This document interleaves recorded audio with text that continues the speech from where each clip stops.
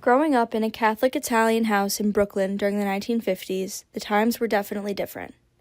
Joe, at the time, was freshly 16 and had just received a new baseball glove for his birthday. As the excited new teen he was, his immediate reaction was to bring it to school and show his close friends the next day.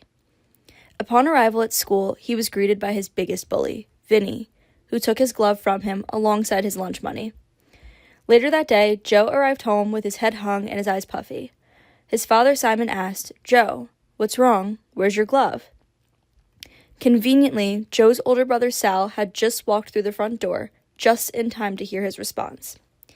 "Vinny stole it," Joe mumbled. Simon and Sal exchanged a quick glance, followed by his father saying, "Come on, we're going to get your glove back." Nervously, Joe got in the car and was driven back to school by his father.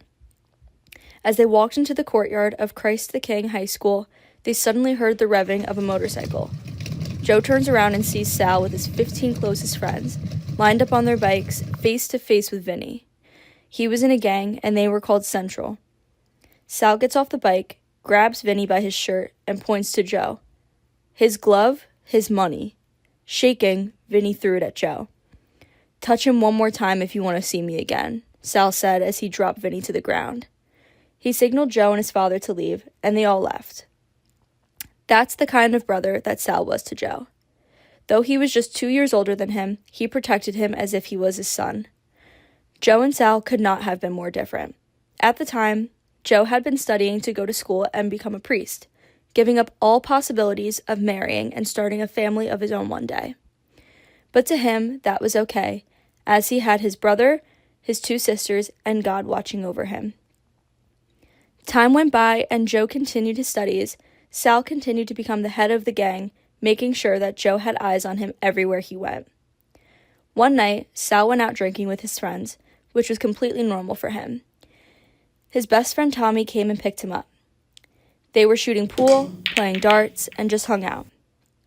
When it was time for them to wrap it up and start heading home, Sal realized that Tommy had too much to drink, and he knew that he was more sober than Tommy. "Give me the keys, I'm driving tonight," Sal demanded. Tommy insisted that he was good to drive, and assured Sal that there was nothing to worry about. Hesitant, Sal got in the passenger seat.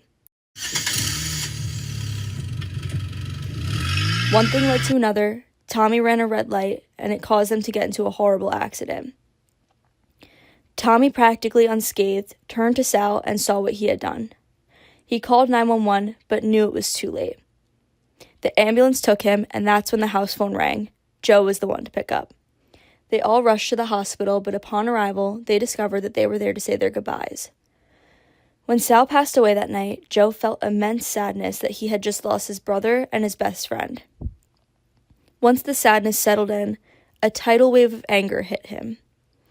Joe questioned his faith and asked God every day, "Why would you take my brother from me if I'm giving up my future family for you?" This question is what led Joe to quit his studies of becoming a priest and completely diminishing his belief and relationship in God. A few years later, Joe met his now wife, Carol, a waitress at the pizzeria he had opened. As tragic as that accident was, I would not be here today without it. Joe is my grandpa, Carol is my grandma, and they had Scott, one of their 3 sons, who is my father.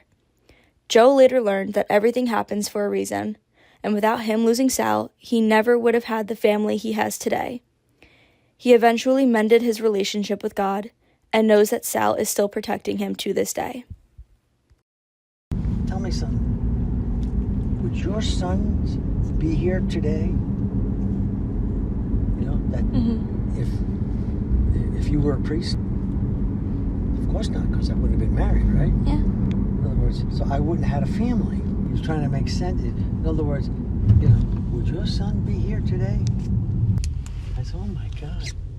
He goes, you become a priest, you don't get married, you don't have a family. You wouldn't be here, because Scott wouldn't be here. Yeah.